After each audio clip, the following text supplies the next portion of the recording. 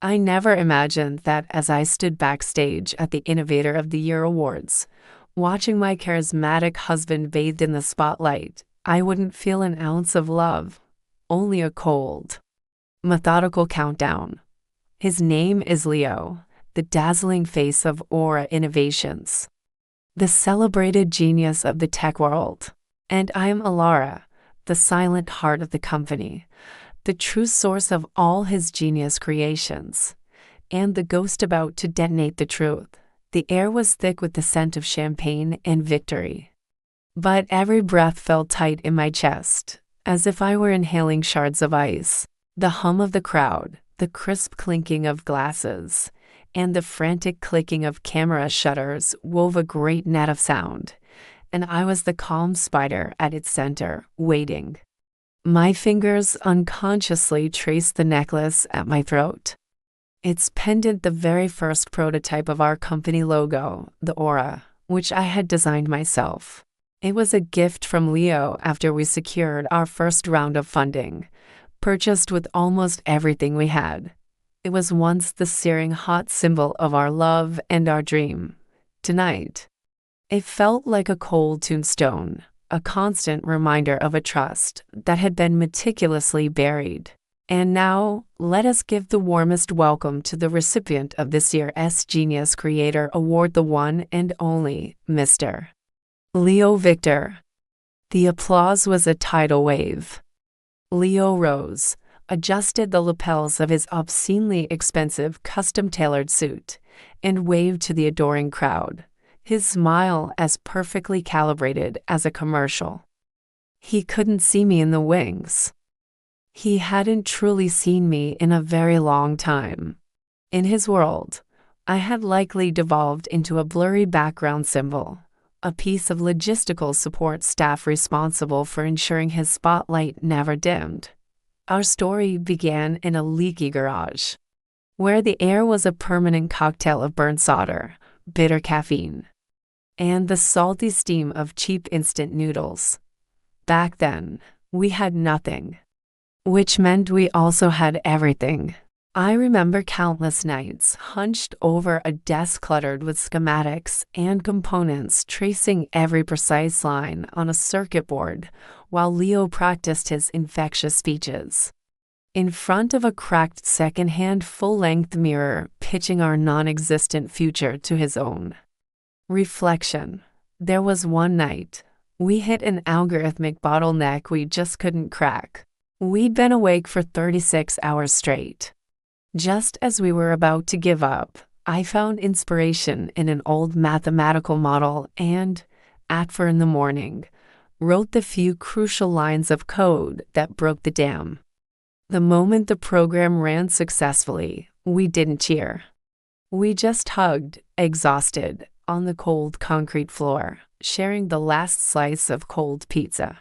He gripped my hand, his fingers greasy, mine stained with graphite powder, and his eyes shone brighter than any star. We're the perfect team, Alara, an indivisible whole. There is no Aura without you. You are the creator. I am the voice. I believed him. I carved those words into my heart. I loved his ambition, and I loved his ability to take my cold, abstract code and design diagrams and describe them to the world in language that sounded like poetry. We were the perfect team. I created in the quiet dead of night. He shone under the brilliant stage lights. Once the company launched, we rose with astonishing speed.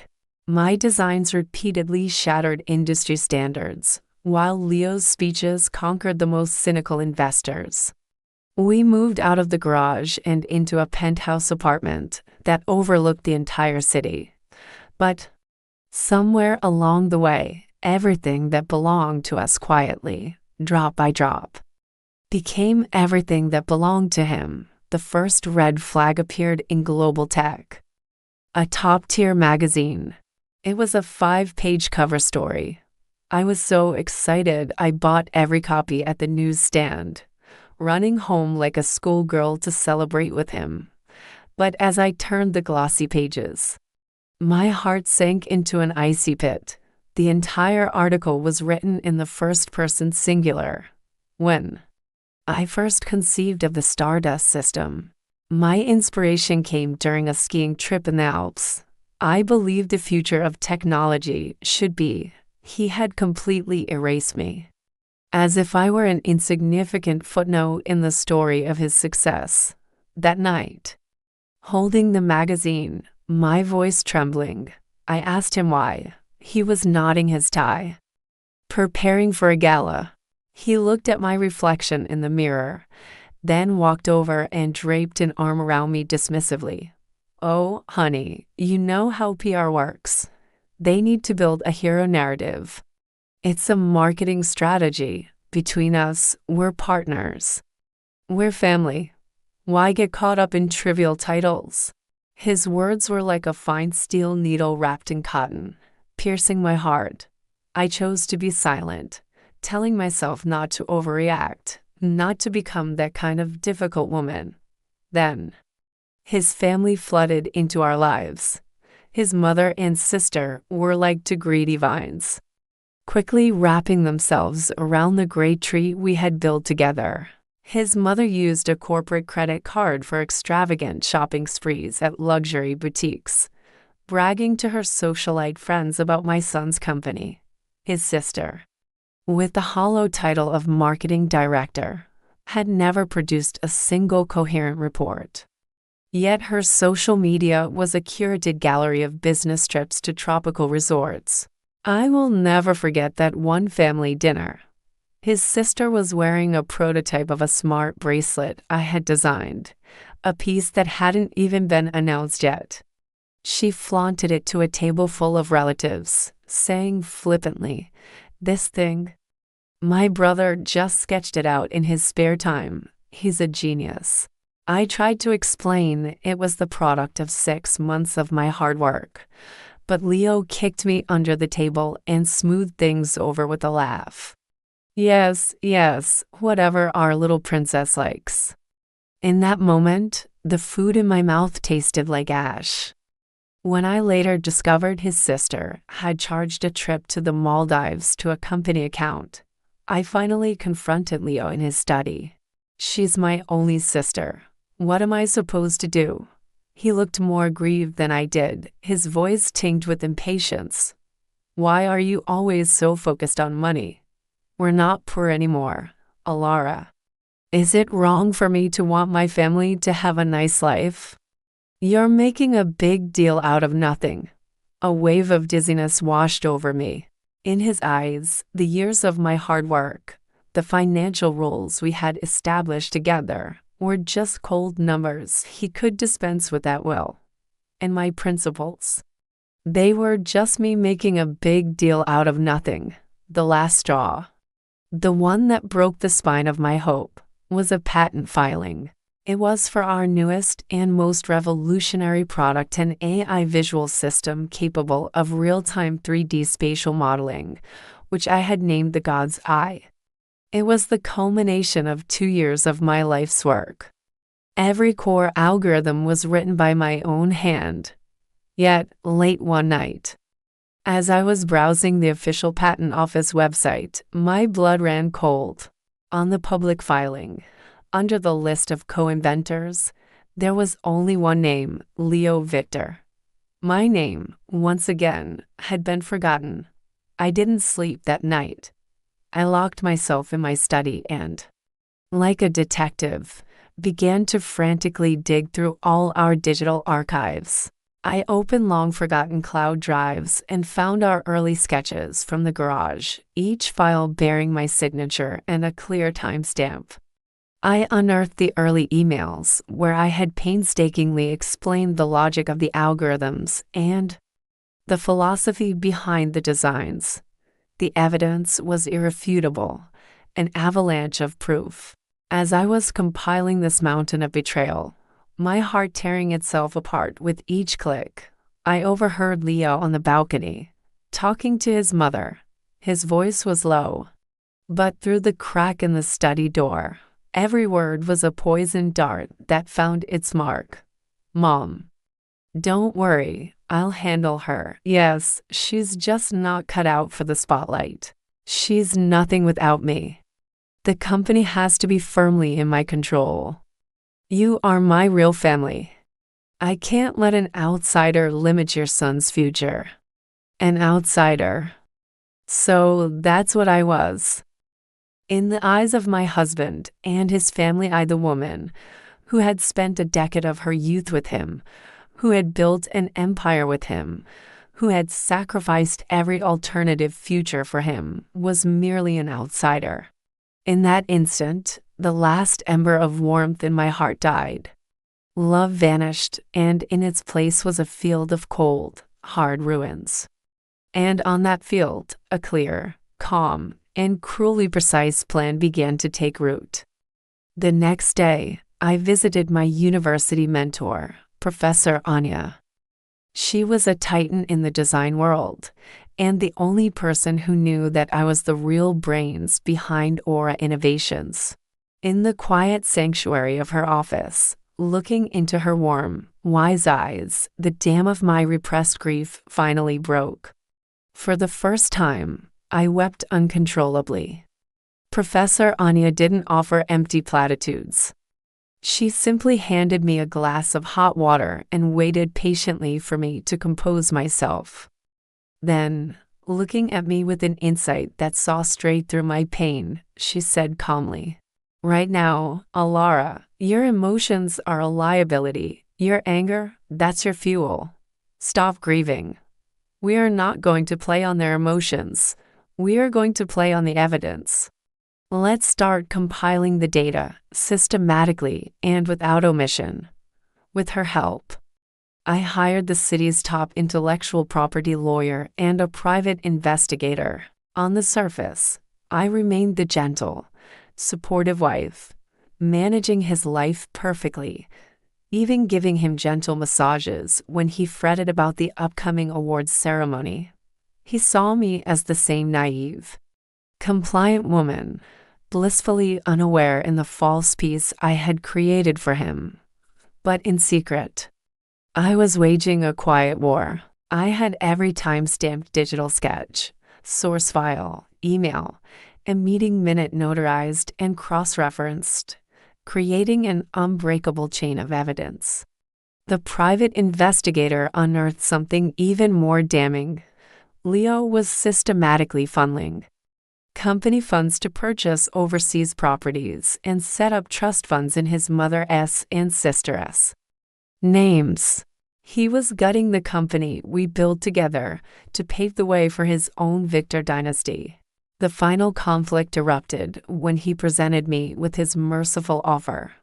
It was at our anniversary dinner. He slid a share buyout agreement across the table, his face a mask of compassionate sorrow. "Darling, you're so tired. You've worked so hard. Sell me your shares, and I promise you'll be set for life. The company needs a strategic restructuring, a rebranding to Leo Global. It aligns better with my personal brand. You, my love, can go travel the world, finally relax and enjoy life." He was going to erase me and any trace of my existence from the history we had created together. I looked at his soulful performance and felt nothing. I picked up the pen, my hand trembling slightly, not from fear, but from a suppressed, thrilling resolve. I signed my name on the agreement that my lawyer had already identified as fraudulent and therefore void. He breathed a sigh of relief, believing the game was won. He didn't know that I hadn't signed my exit papers. I had signed his verdict. And that brings us to this moment, at the awards ceremony. I want to thank my parents, who taught me to never give up. Leo's voice boomed, thick with emotion, his eyes glistening. And I want to thank my incredible team. It's your hard work that turned my dream into a reality. The applause thundered again. I knew it was my turn. Through a technician backstage who I had brought to my side, I pressed the button I had prepared. Behind Leo, The massive screen that was supposed to be playing a montage of his glorious achievements flickered and went black. A murmur went through the audience. Leo looked back, a little embarrassed, and quipped into the microphone. "It seems my achievements are so bright, they shorted out the screen." His joke was met with silence, because a second later, the screen lit up again. But it wasn't his handsome, smiling face. It was a yellowed image of a sketch on a cocktail napkin. It was the first ever concept I had drawn for the Aura logo, back in the garage, with my clear signature and the date in the bottom right corner. The color drained from Leo's face. Then, like a slideshow from hell, the screen began displaying a relentless procession of time-stamped design files, 3D modeling renders, and snippets of core algorithm code. From the garage in 2015 to the present day in 2025, an undeniable creative timeline was laid bare for the entire world to see. And the creator on every key file was Alara. The murmuring in the hall grew into a loud buzz. The flashes from the press cameras became a frantic, blinding strobe, all aimed at the frozen figure on the stage. The video montage ended with a final clip, my face. I was sitting in our old study, looking directly into the camera, my voice calm and unwavering. Great ideas deserve to be respected. The God's Eye visual system, which won the award tonight, and every core technology from Aura Innovations for the past 10 years, had one true designer, me, Alara. Here is the original design file, created and digitally time-stamped on May 10th, 2021. I am the silent partner. The video ended. The hall fell into a dead, shocked silence. At that moment, Professor Anya, a special guest presenter, rose from her seat at the judges' table. She picked up a microphone, and her voice rang through the auditorium. As a member of the International Design Ethics Committee, I can stake my professional reputation on the irrefutable authenticity of the evidence presented in that video. Creativity is not for sale, and it is not for theft. The hall erupted. I saw Leo standing center stage, his face ashen, his body swaying. All his brilliance, all his lies, were shattered to pieces by my own hand. He looked towards the wings, his eyes scanning frantically until they found me. His gaze was a maelstrom of disbelief, rage, and a flicker of fear. I just held his gaze, then calmly unclasped the necklace from my neck and placed it on the makeup table beside me. Our story was over. The ceremony descended into unprecedented chaos. The live broadcast was abruptly cut. The next day, the Leo fraud scandal dominated every tech and financial news headline. Aura Innovations stock plummeted by 70% overnight. Investors pulled out. The board convened an emergency meeting. And Leo and his parasitic family were unceremoniously purged from the company. The paparazzi captured photos of them being escorted out of the building by security. His mother screaming at the cameras, "It was that woman, she ruined us." I felt no ecstatic joy of revenge, only a profound, weary relief. In my lawyer's office, I signed the divorce papers and the corporate restructuring documents. That night, I returned to the empty penthouse alone and found an old photo of us from the garage days. In it, we were smiling, fearless and brilliant. I held a silent funeral for the man I once loved and for the dream we once shared. Then, I deleted the photo, and with it, the past. 3 months later, a new product launch. On the stage backdrop was a new company name, Alara Designs. For the first time, I stood alone in the spotlight. Facing the hundreds of attendees and flashing cameras, I felt a tremor of nervousness. But then I saw Professor Anya in the front row, giving me a small, encouraging nod. I took a deep breath, and a sense of peace and power I had never known before settled over me. "Hello, everyone," I began, my voice clear and steady through the microphone. "My name is Alara. Today, I want to share a story with you. A story about creation.